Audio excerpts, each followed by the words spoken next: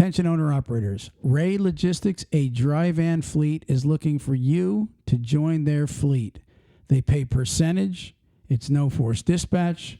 They have a bonus. Ruth Ann, you were looking at this bonus? It's a sweet bonus. It is a nice bonus. $15,000 bonus every time your truck hits 30,000. Yeah. So you get an actual bonus after bonus after bonus after bonus. Every, depending on how you run, it could be every other.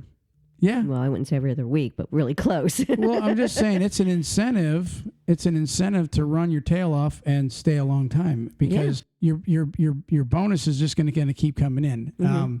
They also give fuel cards with a 55-cent fuel discount. They have $100 DOT inspections. Just a lot of perks. A lot of perks with the job. Great time to be an owner-operator right now. Freight is through the roof, and I think they should call Ray. Do you have their number? 833-739-5647. And always tell them TalkCDL sent you over there. Really, seriously, because that should make them even love you more. Yeah, because we're awesome. What do you want to talk about today? Well, I mean, drivers. Truckers. Are their ears going to ring? No, I feel horrible for this for some of these drivers out there that these companies are just being horrendously evil to. You know what? I'm glad you brought that up. This is the one we were talking about earlier. Yeah. It's an awesome. I actually forgot that I wanted to talk about this. That was actually on my mind. It's been on mine. But what you and I witnessed, a driver had called us the other day. Yeah. And he let's take it real slow here. Truck driver calls us. Calls TalkCDL. Bring, bring, bring, bring. Hello, trucker? How you doing, trucker? Well, no. So, anyways, he calls in and he's telling us that he's working for this company. I'd love to say their name, but I don't want to say their name because it's hearsay. But I actually believe him. Okay, and it's not a big company. I think they're out of Kansas City. Okay, it's a small trucking company out of Kansas City, and he calls in and he says, I got a new job, and I was out on the road, and the day that the new company, through a verification, called for employment verification to his current company, they were paying him $250 a day salary. And they're making this guy's running like 4,000 miles a week. Yeah, they're making him go illegal. Well, they're making him run on his PC, making him run 300 and 500 miles extra on his PC, his personal conveyance. But this ain't even the evil part. And he said whenever they would want me to run on my PC, they would never put it, on the call. No, they don't want to have record. They would just call on the phone. So anyways, the day that he didn't put his notice in yet, but the day that the new company called them for a reference, he said he got a phone call. Hey, I forgot to tell you that we just gave you a raise to $300 a day. Ironically. You forgot to tell you that. Wink, wink. Ooh. So anyways, the next day he calls in and he says, hey, I need to get back to the terminal. He had been out a month anyways. And he said the owner started cursing, effing this, just bring the effing truck back. I know you're quitting, blah, blah. Just cursing him out. Here's the evil part. Go ahead. The owner of the company calls this driver back. And because, let me set the stage for this part. Because they rent their trailers. They don't have their own trailers. So wait, the company rents the trailers, not the driver. The company rents trailers to use, because they only have, because they don't have their own. They only have tractors. I think they have less than like 20 trucks, this company. I don't even know what their size is. They're very small. Mm-hmm. So anyways, getting to the story. Dum, dum, dum. The owner calls him and says, hey, I think that the people that rent the trailers to us is going to call the police on you for a stolen trailer. And the driver's like, what are you talking about? What are you talking about? A stolen trailer, right? And the owner's like, yeah, you stole their trailer. And he's like, what are you talking about? I got the trailer at the terminal in Kansas City from you. and with a load. And he said, I'm trying to bring it all back.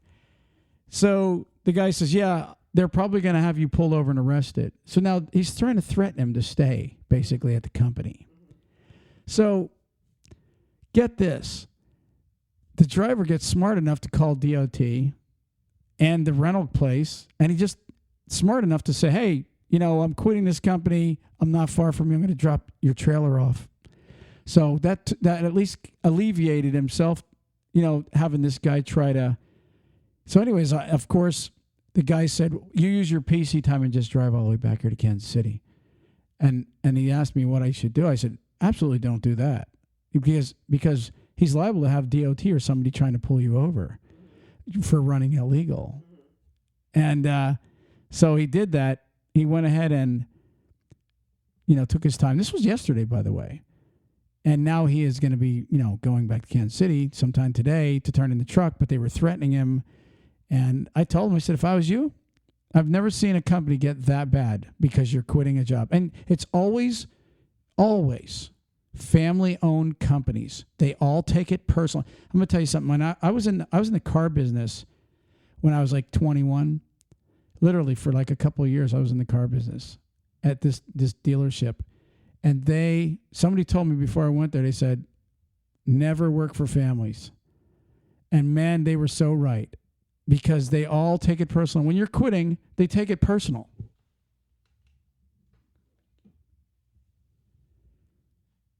So what do you think of that? I think it's like they got beer muscles because they have family members there for them. Well, I don't even know that it's beer muscles. It's to me it's like this big pride thing. Like we were talking about, like a guy that says he threatens to kill a woman if she leaves him. Yeah. Or she threatens to, what you said, that they use the kids as a pawn. Yeah, they use kids as pawns. You can't leave me. Hey, listen, if a driver wants to quit, he should not feel threatened. He should not be in any way feel that the guy's going to keep his check. Most likely this company is going to try to keep his check. Mm-hmm. I would almost guarantee you they're going to try to. Oh, they'll find a reason. He owes me money because he checked extra, like advances or whatever it was. They'll think of everything to try and screw with them. Yeah, absolutely. So anyways, I just thought, what a time we live in that this is still going on, which leads me to another story, which is actually ironic. I don't know if I told you about this one. The other day I was talking to a driver, and he had worked for this company, believe it or not, out in Kansas, same area, different company. And the company, he had gotten a cyst on his kidney, this driver. And so he had like an infection, right? And he had to go into the hospital. So now he goes into the hospital, and he doesn't know this, but after 14 days, the company lets him go. They just fire him, right? Because he was in the hospital? Yeah. I mean, this is probably worse. This is heartless, this one. Lawsuit. Well, no, wait till you hear the kicker on this one. This one here will blow your brains out or blow your mind. I was going to say, you want me to blow my brains? No, it's just, this one will blow your mind, rather. So this driver, he goes and applies with another company. He gets accepted. Okay. Now, in the meantime, he's out on leave now because he was in the hospital and he doesn't have a doctor's excuse to come back yet until he hasn't been released. Yeah, this guy's got this major infection and there's no way he can do anything. So he finally gets the release. On the day that he's about to get travel set up to go to a new trucking company, he gets a bill from the insurance company, or not the insurance company, from the hospital, $93,000 or $94,000. Wow. I know. So I'm talking to him. He said, what do I do? I said, dude, you don't have any. Here's what he said. He said, the company, wink, wink, said if I come back to work for them, they will go ahead and make it retroactive and they'll sign me up to where the insurance is going to have to cover me. Wink, wink. I'm like, so they're making you come back to work in order to do this, but yet they're the ones that fired you to begin with. And then upon firing you, how does the insurance company just go, yep, he don't work there anymore. We're just gonna go ahead and he said he even called the insurance company and told them what's going on. The insurance company said, nothing we can do about it. Wink, wink. Of course not. We don't want to pay $94,000. You believe that? I think the company's blowing smoke, because I don't know if the company's already said he's left, that we fired him, then, they'll look back at those dates and they'll say, well, he was terminated. He was not employed by you during those time frames. The only thing they could sit there and do is say, well, Susie over in the office messed up. That stuff doesn't work. Oh, I 100% know it don't work. You can't, first off, somebody told me that the insurance is supposed to be paid 30 days in advance anyways. So I don't know that you can just say, okay, he's terminated, and then on that same day, the insurance company says you're out. It doesn't make sense. Mm-hmm. It should go to at least till it's paid or whatever. Generally, you do pay ahead when it comes to that. Exactly. So, but how heartless is that? And then for the trucking company to actually wink, wink, want to say we'll rescue you by hiring you back and making your insurance retroactive. I mean, I told the guy, I said, you don't really have any move but to go back to your company. And then as soon as the damn insurance is paid, leave. That's what I would do. I wouldn't even hesitate. I mean, let me tell you something. If you're a trucking company out there and you're so desperate that you've got to screw somebody to keep them. You got to play with their insurance, or you want to play with their money. I'm going to tell you something. The first guy that we were talking about that was getting paid $250 a day, that's $1,250 a week right now. And they're running this guy 4,000 miles a week. They're running him over 1,000 miles a week on personal conveyance. Unbelievable, the things that they're doing with this guy.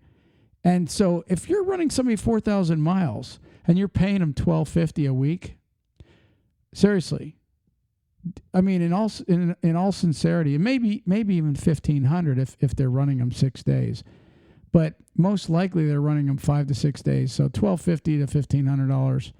How much are they making on $4,000? You see what I'm saying? They're grossing very nice money, and yet, if they would have just went and took this guy in the beginning, this is a lesson to all trucking companies. In the very beginning, your greediness is going to be your downfall. It really is. If you're a company out there and you literally think you're going to get some driver, and here's where they really fail. You get a guy that, say, failed the drug screen, or he's got a lot of tickets, right?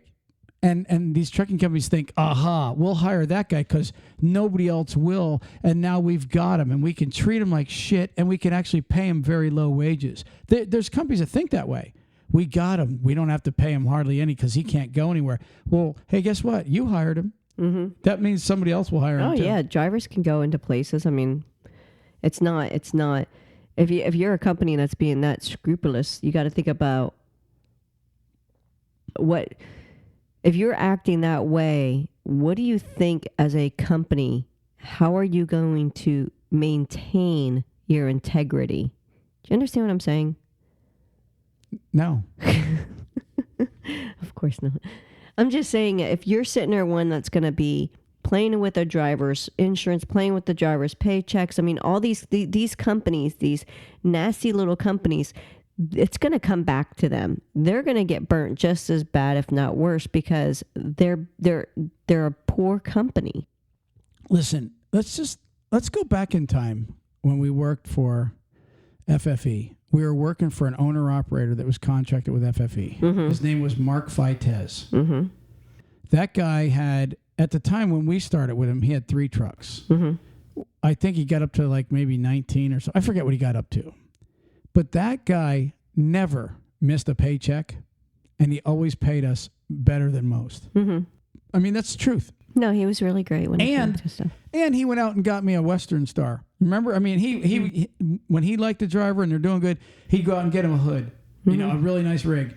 And it was just an awesome truck that he gave me, and he paid me real well. And I didn't have to work that hard. It was a great job. I mean, mm-hmm. I did a little bit of fingerprinting for FFE, but other than that, it was a great job. I was home a lot, So I can't knock everybody that has a small fleet. No, I wasn't knocking. I didn't say you were. I'm just saying, me personally, I'm just saying, I don't want everybody to think that every mom and pop trucking company sucks. But I got to tell you, truthfully, a lot of them, some of them do. Some of them really, and like, for example, if you got nothing but crap equipment, okay, and you're trying to pay a driver low wages, and you are skimping on this and skimping on that. I'll tell you a good sign when there's a tire that's half bald and you're trying to tell the owner that there's a tire needs to be fixed or something needs to be fixed, and they're trying to skimp along and wait and wait and wait and wait, and you already know it's very unsafe or something's really bad.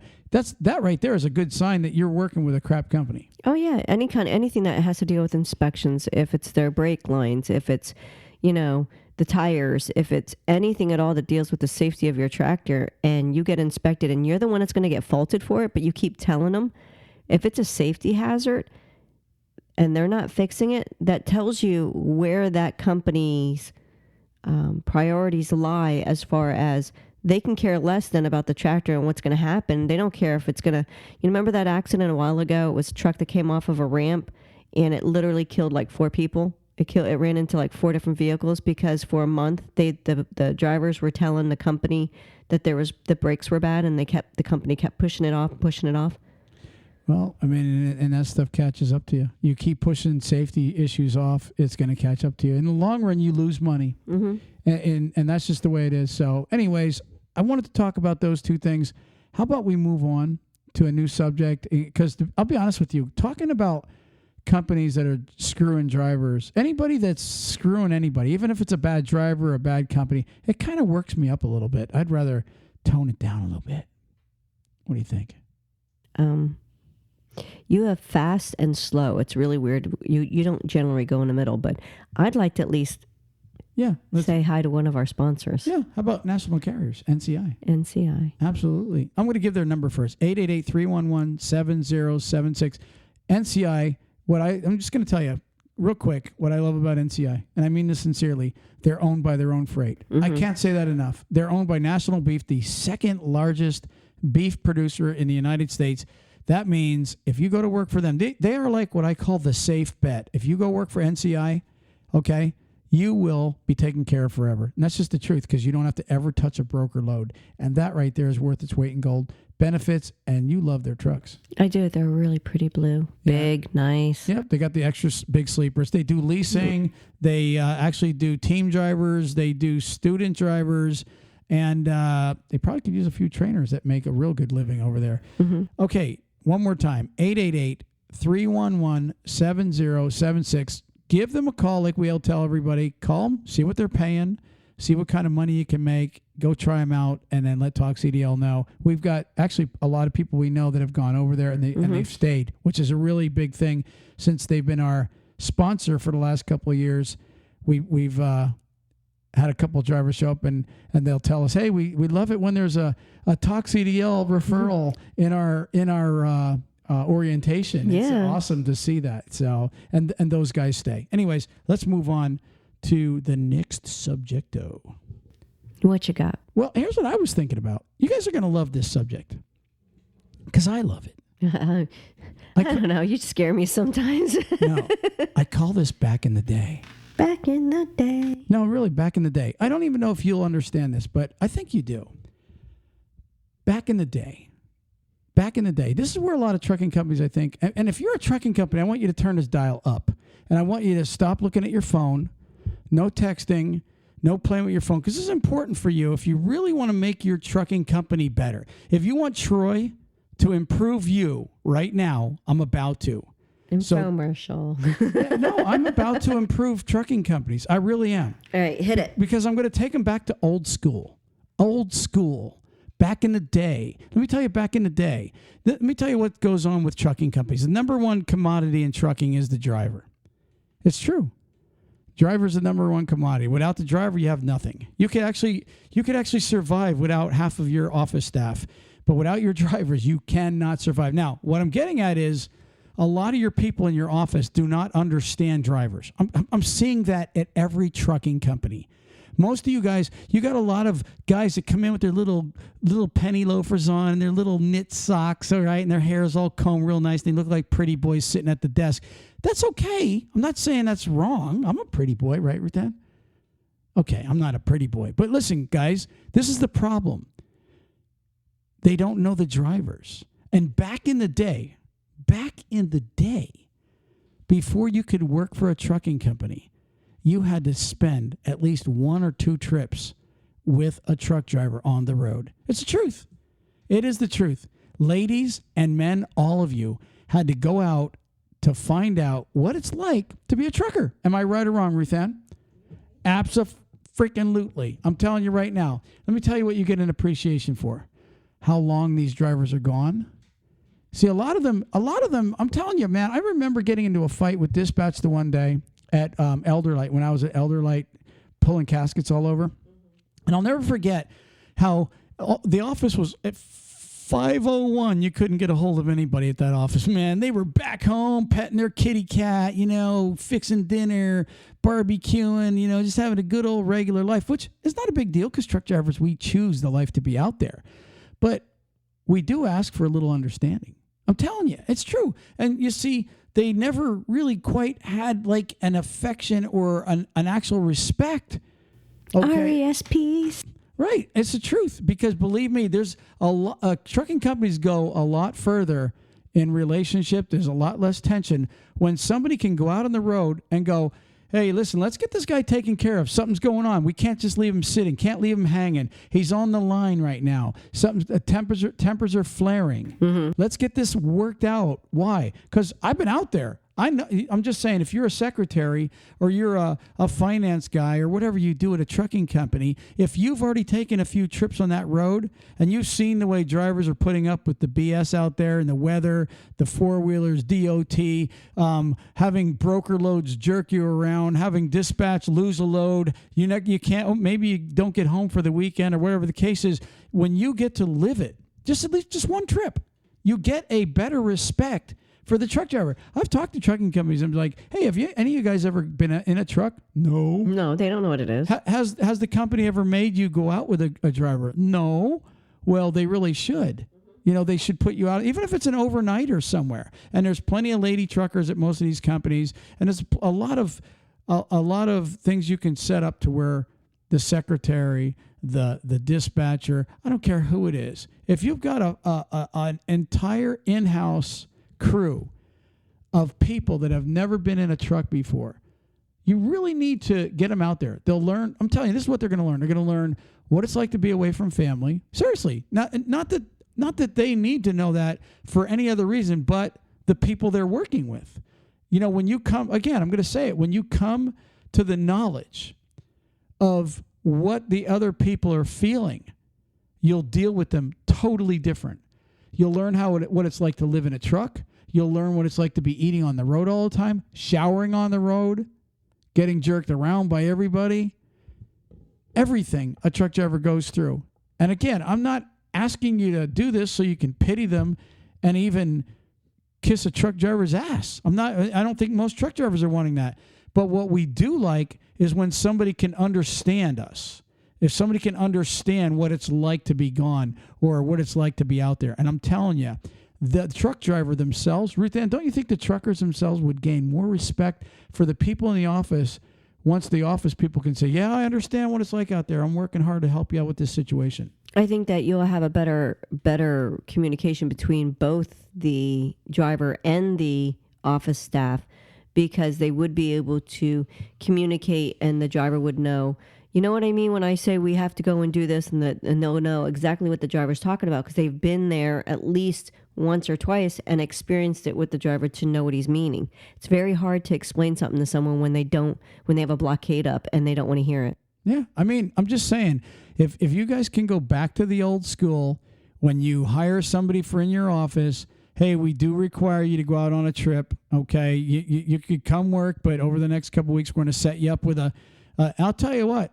I'll tell you where it'd be a nice trip to go. New York City. Then you could see why they hate it. And that's not a joke. Send your office personnel to Chicago, New York City, or Los Angeles, and I'll guarantee you you'll get a better respect for the truck drivers that you work with. That's just my suggestion, and usually I'm right. Right, Ruth Ann? Don't you agree? Troy's usually right. Huh? Okay. Let's move on, Ruth Ann. How about another sponsor, Rev? Talk to him about Rev. Rev Insurance. Rev it up. Well, You like that? That's like their new plug, Rev it up. Rev it up with Rev. You don't like that? No, I mean, they're going, what the hell are you doing to us, Troy? I think you can play that because, if you think about it, if it's dealing with insurance for your tractor and so forth, you can't rev your tractor up and drive it away unless you have that sucker covered. So, well, look, I tell everybody, especially right now, insurance is through the roof. Everything's through the roof. I mean, look at a board costs at Home Depot. Everybody's complaining about it. Insane. I know. And trucker insurance is going through the roof. And if you got somebody who can save you $500, $1,000, $5,000 a year, whatever, maybe $10,000 a year, I don't know. If you pick up the phone, these people are capable of going, okay, what are you doing now? Give me your license. Let me run it. Boom, boom, boom. Here's what we can do for you. I can save you $5,500. I could save you $500. Whatever it is, at least a 3-minute phone call could get you a lot of money. Why not? And what's it going to hurt you? What's their number, Ethan? 800-347-5373. Call Revit, 800-347-5373. How about one more topic? It's just, actually, lay it on me. I'm gonna start a new segment in the podcast, calling it Everyday BS. Just the BS in trucking. Can we start a little segment and we'll have like a little song that says BS in trucking? So the little jingle. Yeah, like a little BS jingle. Okay, this is just a little tiddly thing here that I found. This poor trucker. I shouldn't say poor trucker. It's his fault. They don't give his name. Here's what it's titled. It's titled "Road Blocked, Driver Charged." And I just wanted to give drivers fair warning. And just making the wrong move can totally screw you up. It says a trucker from Pennsylvania faces a traffic charge after a transport truck became stuck on Airport Parkway blocking the road. It says it happened at about 4 p.m. Tuesday between Elmwood Drive and College Street East, city police reported. It says through investigation, it was determined that the driver had attempted a U-turn and the tractor had gone off the roadway onto the soft shoulder and I guess basically sunk, got stuck. It says the transport was eventually towed back on the roadway with no damage. Police charged the driver with making a U-turn within, I never even heard this one, 150 minutes of a crest grade. I don't know why it says minutes. Maybe it's supposed to be meters. I don't know. That's kind of a weird. It says the person's name was not released because of the charge. It's a provincial offense, whatever the heck that means. But the bottom line with it is, don't screw up out there, guys. I mean, honestly, just trying to take 1 second. We've talked about this years ago about trying to rush things, and making, first off, an illegal U-turn. There's a reason why a lot of these places say no U-turn. It's because there's something that's going to happen. I mean, there's a reaction for every action. For every action, there's going to be a reaction. If you're making a turn where you really shouldn't be making that turn, something's going to happen. Right. I mean, obviously, it wasn't big enough for a big truck to do a U-turn, so he goes off on the low shoulder, gets stuck, and then cost the company money. Probably if the company's smart, it's going to cost him money. Right. Then he gets a fine. Now it goes on his license, blah, blah, blah. Maybe he's late for a load. His check is low. I mean, just that 1 second move. And he was towable. I'll give you a worse move. You got a guy that's going by an exit, not paying attention, and somebody says, "Oh, you're missing your exit." And they whip the wheel and roll the truck over. Instead of doing what? Go down to the next exit and turn around. And just do a flip. Yeah, guys, can I give you some advice? Being late is better than usually the consequences of wrecking or having a wrecker come for you. It's just the truth. It's 100% the truth. Yeah. If you're better off, I've always told people, don't panic. If you miss your turn or you got to get turned around, drive until it's safe to do. Get it in your mind, safe driving. In the long run, I promise you, going slow and safe is going to make you more money than rushing and messing up. Okay, Ruthann? Yeah, because going down to the next exit is only going to take you a few minutes. I want to title that. We're going to call that something, the BS of trucking. It'll be like a little segment. You got a word of the day, or you? Or I not? do. Hey, how about one last sponsor? How about our people, JJ Keller? JJ Keller. JJ Keller. Last but surely not least, JJ Keller. 888-601-2017. If you're looking to become an owner-operator, these are the people to call. They're your right hand. If you're looking to keep all your paperwork in order, and I'm going to tell you something, these people are so convenient to have in your back pocket. It's amazing. If did you have something? Well, I was going to say they wouldn't just help you as a new owner operator. They would help you as an experienced, been there for a while owner operator too. Yeah. It doesn't matter if you're new at it or not.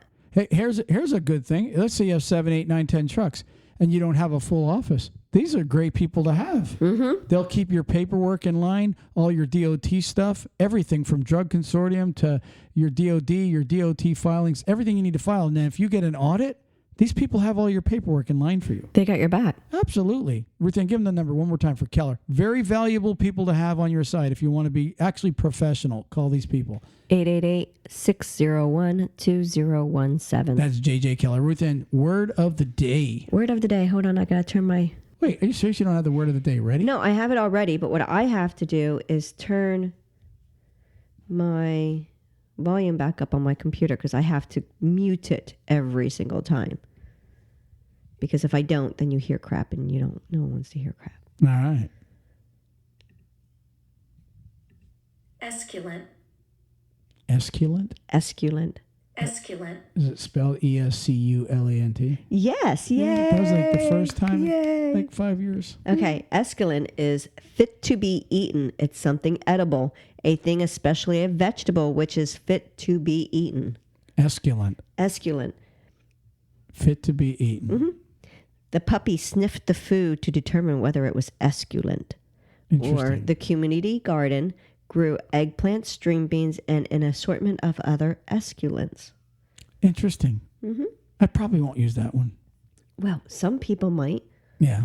All right. You got anything else? I'm done. We're out of here. Peace. Peace. Praise the Lord.